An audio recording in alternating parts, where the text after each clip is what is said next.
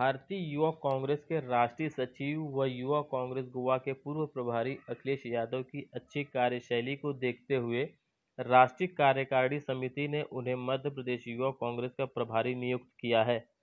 अखिलेश यादव हमेशा ही पूरी ऊर्जा के साथ तन, मन और धन से पार्टी के लिए काम करते हैं।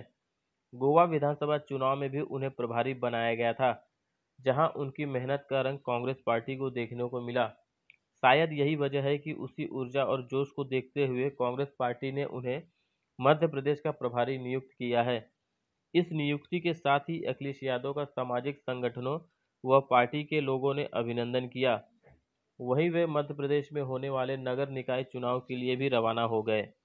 चाहेंगे जिस तरह से अगर हम महाराष्ट्र की राजनीति की बात करें, जिस तरह से एक हलचल देखने को मिली और उसके बाद जिस तरह से शिंदे सरकार अब आ चुकी है, किस तरह देख रही कांग्रेस किस तरह देखती है इस सरकार को? देखिए, आपको पता है कि भाजपा का काम है कि जो निर्वाचित सरकारें होती हैं उनको किसी भी तरीके से धन, बल और अब तो एक नया नाम आ गया ईडी, जिसके दम पर ये उन सरकारों को हमेशा से निर्वासित करते आए हैं और ये लंबा इतिहास है, इसमें कोई ये नहीं है। 2014 से जब से भाजपा की सरकार आई है उनका यही काम है और वो यही कर रहे हैं।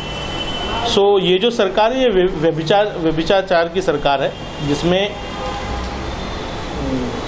एक दल जो ऑलरेडी जिसका मुख्यमंत्री था और पिछले 2.5 साल से आपको पता है कि महाराष्ट्र की जनता को बहुत अच्छे से ये बात पता था कि कोरोना काल में जिस तरीके से एमवीए की सरकार चली, महाविकास आघाड़ी की सरकार चली, उसको बहुत ही अनडेमोक्रेटिक तरीके से ईडी के द्वारा इस देश में जो देखा है सरकार को हटाया गया है। ये एक अननेचुरल गठबंधन है जो अभी फिलहाल सरकार में है, लेकिन ये भाजपा का इतिहास है, इसके लिए आप क्या कर सकते हैं। इस तरीके से ये करते आए हैं।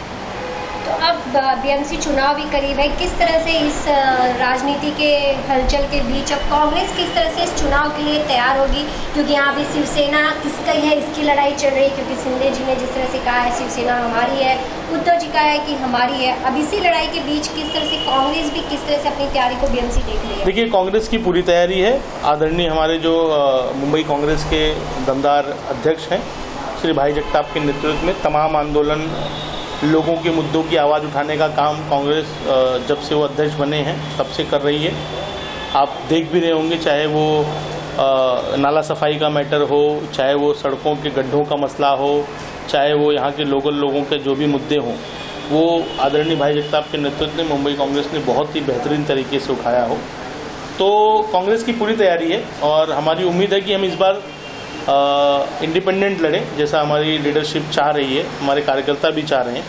बाकी ज़्यादा से ज़्यादा सीटों पे कांग्रेस चुनाव लड़ेगी और ज़्यादा से ज़्यादा सीटों पे इस बार कांग्रेस के नगर सेवक जीत के आएंगे, ये उम्मीद है हमें। मतलब एनसीपी और शिवसेना के साथ बीएमसी चुनाव में कांग्रेस नहीं होगी? देखिए, हमारे कई नेताओं ने, अगर आपने ध्यान दिया हो, चाहे हमारे वो अध्यक्ष हों, प्रभारी हों, सभी लोगों ने ये कहा है, सार्वजनिक मंचों से भी कहा है और हम उसके साथ हैं कि हमारा जो चुनाव होगा वो इंडिपेंडेंट ही चुनाव हो।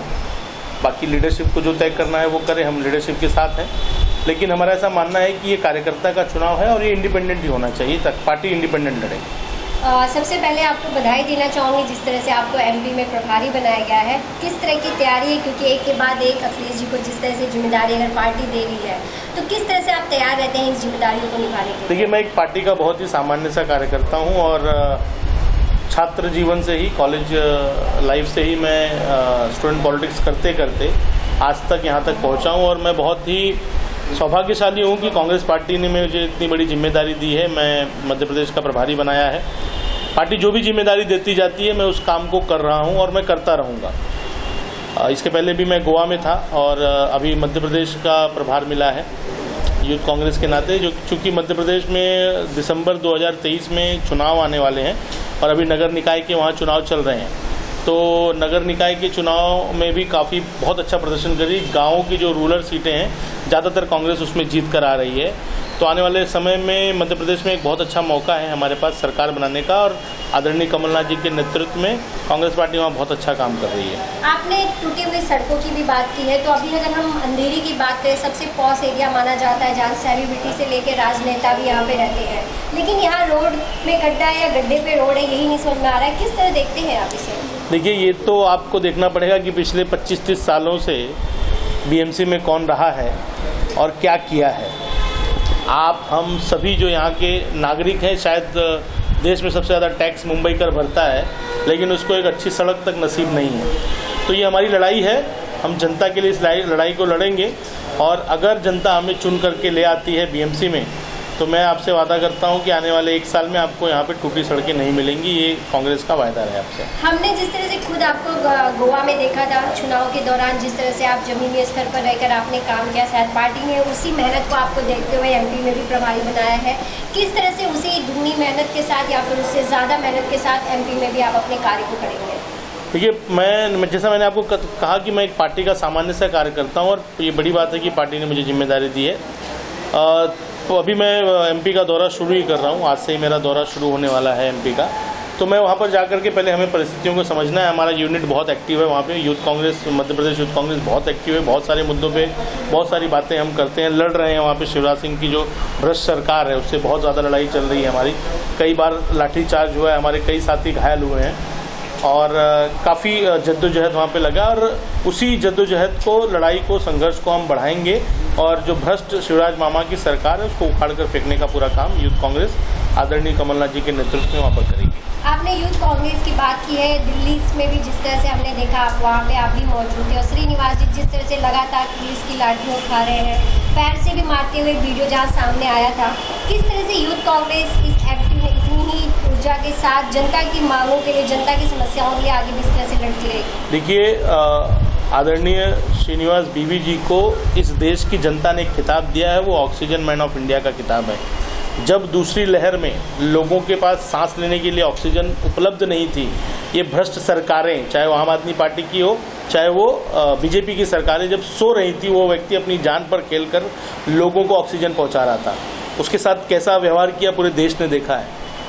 क्या ये ऐसा किया? दिल्ली पुलिस को शर्म नहीं आई इस चीज़ के लिए कि इस तरीके का व्यवहार वो कर रही है आदरणीय श्रीनिवास जी के साथ?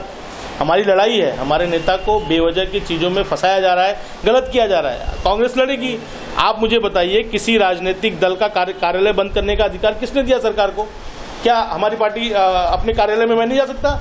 आप में से कोई व्यक्ति अपने ऑफिस, अगर जिस दिन मना कर दिया जाए कि अपने ऑफिस नहीं जाना है आपको, आप क्या करोगे? उसी को इमरजेंसी कहते हैं ना, कि आपको आपके कार्यालय नहीं जाने दिया जा रहा है। कांग्रेस का कार्यकर्ता एआईसीसी में जाना चाह रहा है, दिल्ली पुलिस बैरिकेडिंग कर रही है। क्यों कर रही है भैया? मैं आईओआईसी ऑफिस को बैरिकेड किया गया, बंद किया गया, हमें एंट्री नहीं दी गई। क्यों नहीं दी गई? क्या इस देश में नहीं है क्या एआईसीसी का कार्यालय, आईओआईसी का कार्यालय?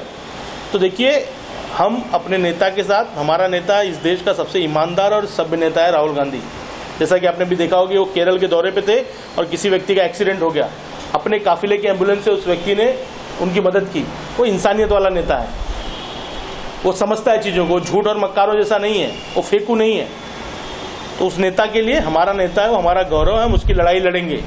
ये जितनी बार उसको प्रताड़ित करना चाहे, परेशान करना चाहे, कर लें। यूथ कांग्रेस, कांग्रेस का एक कार्यकर्ता राहुल गांधी के साथ डटकर खड़ा है, खड़ा रहेगा, क्योंकि राहुल गांधी इस देश का भविष्य है, इस लोकतंत्र का भविष्य है। वरना तो मोदी सरकार और अमित शाह ने कोई कसर नहीं छोड़ी इस लोकतंत्र को बेचने के लिए। तो आपने कहा कि जिस तरह से राहुल गांधी जी के साथ आपकी काफ़ी फोटोज भी देखी गई हैं, सोशल मीडिया पे आप काफ़ी एक्टिव रहते हैं। जब आप उनसे मिलते हैं या जब अपने वो कार्यकर्ताओं, पदाधिकारियों से मिलते हैं, तो राहुल गांधी जी की क्या सोच होती है, क्या चर्चाएं होती हैं उनकी जनता? देखिए, राहुल गांधी जी को बहुत चिंता है। आप भी देख रहे हैं कि मोदी सरकार के खिलाफ अगर कोई व्यक्ति बोल रहा है तो वो अकेला राहुल गांधी बोल रहा है। देश के सारे इंस्टीट्यूशन बिक गए हैं, सारे इंस्टीट्यूशनों में आरएसएस का कब्जा हो गया है। उसके खिलाफ अगर कोई देश में बात कर रहा है तो इकलौता नेता है जो राहुल गांधी बात कर रहा है। कोई विपक्ष के नेता को देखा आपने बात करते हुए? नहीं। क्यों? क्योंकि सबने चोरी की हुई है। राहुल गांधी ईमानदार नेता है, इसके लिए उसको फंसाया जा रहा है और हम उसके साथ खड़े हैं। और आज वो इस देश को ऐसे नेतृत्व की जरूरत है जो ईमानदार हो, जो समझे। आपने भी सुना होगा कि देवेंद्र फडणवीस का ईडी की सरकार है। क्या मतलब है इसका? ईडी को कांस्टेबल बना दिया है, पुलिस स्टेशन बना दिया है। पहले कोई आज से 2014 के पहले कितने लोगों ने ईडी का नाम सुना था? आप में से किसी ने सुना था? नहीं सुना था। लेकिन आज ईडी गली गली है। मतलब अगर कोई चोरी भी हो रही है, कोई डकैती भी हो रही है, तो उसके लिए ईडी। क्या बीजेपी के नेता ईडी उनकी जांच नहीं होनी चाहिए? अच्छा, अब जितने ये नेता थे, उसमें प्रताप सरनाईक एमएलए थे, उनके खिलाफ ईडी की जांच थी, क्या होगा उसका? एकनाथ शिंदे क्या होगा? ये जितने भ्रष्ट नेता थे जिनके खिलाफ ईडी की जांच, अब क्या रुक जाएंगी? क्यों भैया? तो आप चाहते हैं कि अगर वो अब उनके साथ आ गए तो उनकी ईडी की जांच आगे क्यों रुकनी चाहिए? ईडी की जांच, ईडी की जांच क्यों रुकनी चाहिए? कोई व्यक्ति बोलेगा उसके पीछे ईडी भेज देंगे, क्या लॉजिक है भैया? ऐसे लोकतंत्र चलता है क्या?